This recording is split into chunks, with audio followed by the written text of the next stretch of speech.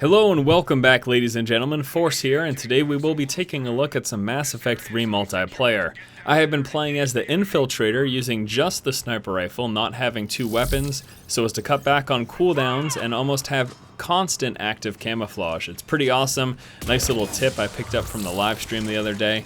But yeah, I wanted to show you guys some multiplayer gameplay, and I'm thinking of making a few of these videos just to show you all of the various multiplayer levels, and then in addition to that, talk about the multiplayer itself, how I've been enjoying it, little tips and everything like that. Today we will be looking at the level Firebase Reactor. That is this particular multiplayer level. There are 6 levels total, 2 of which were available in the demo, and at the very least I'd like to show you guys the other 4. I know there's some of you out there who don't have access to the game until the 9th, I believe, so hopefully I can get this footage up for you guys so you can know what to expect once the game is available in your area and you get to play it. Again, just a nice little playthrough, talk about the multiplayer, everything like that. Alright, so this is how it works. There are 6 levels. Now the multiplayer is structured the same. You've got 10 waves of enemies. Every single time you will always have to kill all enemies that are thrown at you. In addition to that, you are sometimes faced with various tasks. Those tasks are going to include taking out key targets, collecting data, activating terminals, shutting down terminals. Those are the various things that you're going to have to do. And it's all pretty simple, it's all very clearly marked for you, but it's nice that they throw a little twist into the gameplay rather than just here's 10 waves of ever-increasing difficulty enemies that we're going to throw at you. Speaking of the difficulties, there are 3 difficulties. There's bronze, silver, and gold. All of this footage is taken from silver and gold playthroughs. I was initially playing through as bronze just to get a feel for the game on my live stream. Since then, I've been playing pretty much exclusively on gold, sometimes in silver if we can't get any gold matches going. The reason for this is that the game was just released. Not a lot of players are comfortable with playing gold, or they just don't have the levels. You are leveling up in this co-op multiplayer, unlocking different powers, unlocking new weapons and everything like that, and I just hit my microphone. And yeah, so that's definitely going to play a role into how successful people are when it comes to the higher difficulty, when it comes to playing through gold. There are 3 different enemy types. I don't believe I've already mentioned this. Cerberus, Reapers, and Geth, and we will be taking a look at all of those. This particular playthrough, we're against Cerberus, as you can probably tell. And then we will also look at the Reapers and Geth.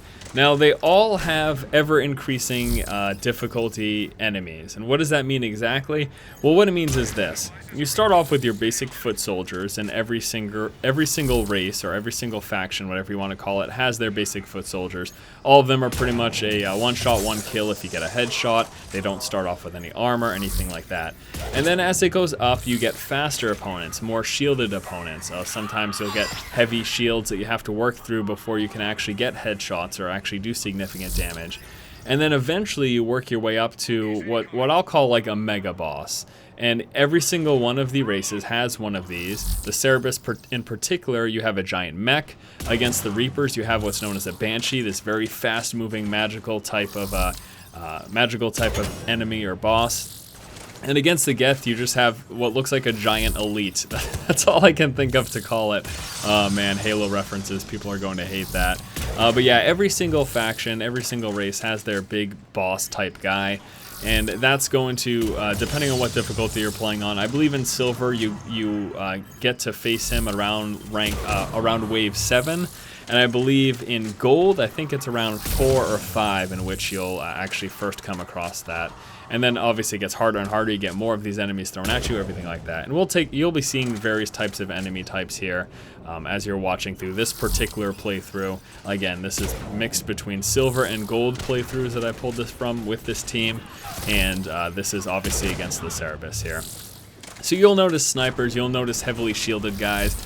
And a note on that, if you ever have a sniper on your team, try to task them with taking out the guys that walk around with their shields, because you can kill them in one shot if you're just able to snipe right through that little eye vision in their shield that they carry around. And you'll notice a few of them here, actually, as a matter of fact. So it is certainly pretty easy for this particular class, for the infiltrator, or any particular sniper class to be able to do that. So if you have one on your team, be like, hey man, you should be taking care of that. Alright, so here's one of the various types of things. We are collecting data or hacking And all this means is you go to the zone and you stand within the illuminated area, which I'm doing here, until the hack is finished. And that's going to happen in just one moment, and then I think I cut the footage to something else.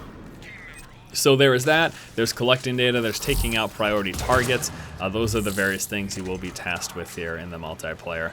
Let's talk about the Infiltrator itself. This is a class I haven't been playing exclusively. I don't have any experience with any of the other character types or classes, if you will. And I've pretty much been sticking with the sniper. I've really enjoyed it.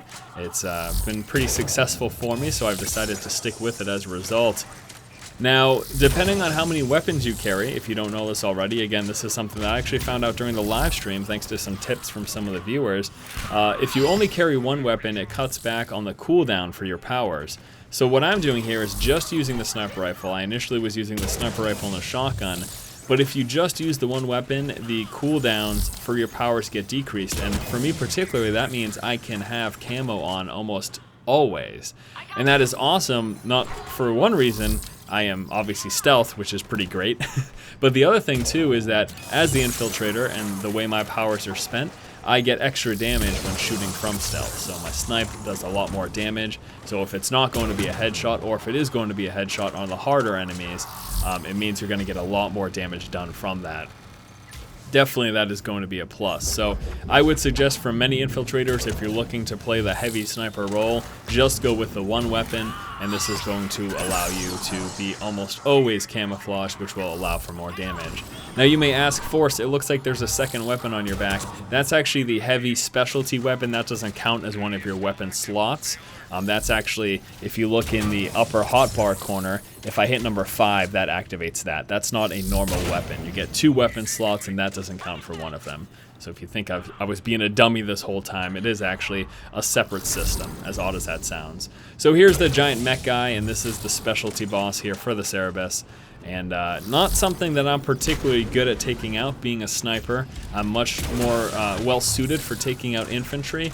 So at this point, I would pretty much, unless it's the only boss that was there, I would pretty much let the people with like some machine guns and shotguns take care of that, while I try to focus on weeding through the light infantry type of characters like those. And oh yes, those headshots, so beautiful.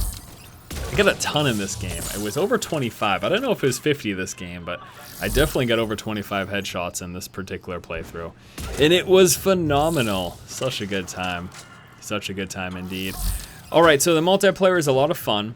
It's been really enjoyable. I am concerned about the replayability, given the fact that there are only 6 levels, and this is one of them. Once more, this is Firebase Reactor. We will take a look at the very least, at the other 3 new ones that weren't in the Mass Effect 3 demo. So there's only 6 of those levels, there's only 3 enemy types. And while there is the higher difficulties, the only real replayability that I'm seeing here, I mean, this is fun and I'm going to continue to play it, and I'll play with my friends, which is something else I should mention. I've pretty much only exclusively pugged it so far, and it's been a fairly enjoyable experience. I haven't come across, there have been some pretty terrible groups, but overall it's been pretty decent. If you have a good group of friends, I see this being a ton of fun, but I'm concerned about the very long term. The only real big thing I'm seeing in here long term is going to be all the different type of weapon unlocks you can get. In addition to that, you can get character customization unlocks, such as patterns for your armor, not particularly colors, but patterns and highlights. I believe there's something like glow or lighting effect that you'll also unlock. And those are coming from the store and the various packs that you can purchase, either from credits that you accumulate in-game or from actual a money transaction. I believe on Xbox Live you would use, Xbox Live points, Microsoft points, and I'm not sure actually. I think it's just actually real-world money, or just like dollars is what we'll call it for PlayStation. And besides that, you use BioWare points if you're playing it on the PC, which is what I'm doing. So you can spend real money to unlock these kits, or you can just unlock it in-game, which is probably the thing that you should do. Alright, here's another example. This particular wave, I think this is wave 9 or 10. It was another one of these, okay, go collect data. You noticed last time we were hacking, this time we're uploading. It makes no difference. It's the exact same thing. That's just like a flavor text difference. It's the exact same thing. Go within the illuminated area, stand there while this progress bar goes to 100%, and once it's at 100%, you're all set. You can continue about your merry way. Something else that I should mention with that too is with these objective types of things, it is always going to be a good idea to try to first and foremost get the objective done, because then at that point you can do whatever you need to do. You can go to a good position. You don't have to stand. Like in this particular example, this is not an optimal area for me as a sniper to be standing. This particular part of Firebase Reactor is not great for a sniper. Very close quarters, not a lot of vision, long distance. It's not optimal at all. So get the objective done as fast as possible, and then you can piece out of there. And that is going to be the case with something like this, or it is going to be the case where sometimes you are tasked with you have to go collect data from like 4 different terminals, or you have to go shut down 4 different terminals. Oh, check out this sweet revive here. I pick up both of them. I end up paying for it though, but I just use a revive to get myself back up. That's what you get for saving your teammates. I used a metagel or whatever it's called to get myself back up after that. And then I owned some new because I was angry that I used a metagel. I said, take this and that. Alright, so always great to get the objective first and foremost. And then once that is done, you can just get out of there. Yeah, that's all there is to say. I don't know why I kept repeating it. Alright, this is the what we'll call final wave. It's 2 minutes, and all you have to do is get to the extraction point. There were 4 teammates. I was the only one who ended up making it to the extraction point, and I even had a few revives, so I don't know what was going on this round. These people just didn't. Now, you don't have to stand there for the entire 2 minutes. You just have to be in there once the timer is up. If everyone is in there, if all 4 of you, or however many people are in your team, if you're only playing with 2 or 3 or whatever, if everyone that is in the game hasn't died and is standing in the extraction point at the very end, then you're going to get bonus points. So it's obviously a good idea to try to stay alive, get everyone in there so that you can get your bonus points. Unfortunately, I revived that guy, and obviously, with a giant mech dude, it's time to leave that area. I piece out of there, but I think he ends up dying again. I don't know. I don't know what to do. I mean, you can only save somebody so many times. Really. Really, honestly. Alright, so we're getting up near the end now, guys. This has been a look at Firebase Reactor here in the Mass Effect 3 multiplayer release version, retail version of the game. I hope to take a look at the other 3 new levels out of the 6 levels. 4 of them were not in the demo, so I hope to show you guys that. And here's my specialty weapon. You'll notice how I just blew up the Thor in like 1 shot, and then that huge clumping of guys as well. Only 2 rounds for that bad boy though, so. And that was a headshot, but he's armored, so he don't die. He don't die. Yeah, that's right, I said it. Yeah, that's gonna do it, guys. Hopefully you did enjoy this, and I will hope probably in the next few videos of this nature, I'll probably talk more about the match itself and what took place rather than general discussion about the multiplayer in the game.